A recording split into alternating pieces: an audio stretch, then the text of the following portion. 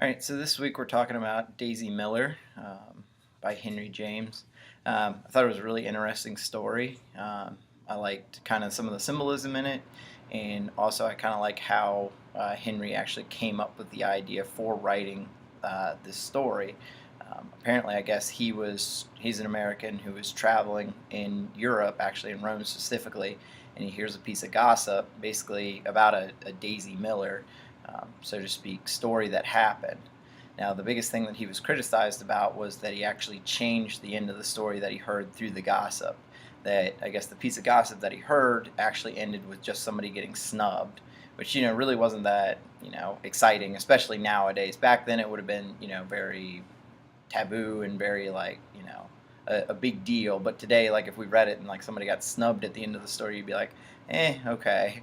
But so he ended up taking some liberties with the story and actually changed the end, and actually, as you know, ended up killing Daisy Miller off in the end, basically. Um, I thought that was really cool, and for me, I think it makes the story actually withstand the test of time. That when I read it today, that it still actually kind of holds true, and you can kind of see that not changing and is a bad thing, and change is a good thing. I thought it was cool. Some of the symbols and stuff that I looked up through research on it was actually that Daisy Miller almost represents America. That it's naive, it was young, it was fresh, kind of clueless about what was going on and slow to change. Daisy was didn't want to conform to these European standards, basically, or standards, however you want to look at it. Um, so she was very stuck in her ways, and I feel like that's how America realistically is. And I mean, I think it still holds true today. I mean, with slavery, it took forever to get that, and prejudice towards African American people, which is still an issue going on today. And also, just like with gay rights, that we're very slow to change, where I feel like Europe is almost quicker to change than we ever are. So it almost still holds true through showing Daisy as a symbol of America.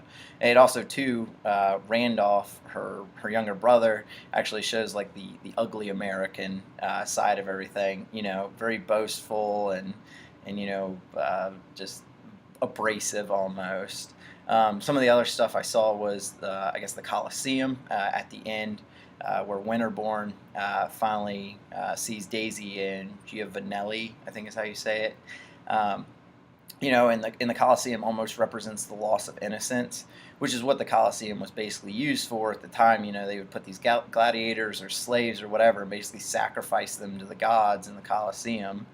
And it was kind of showing that symbolism through that this was her loss of innocence, which I mean ultimately killed her. But one of the lines from the book actually says, "He looks at us as one of the old lions or tigers may have looked at the Christian martyrs."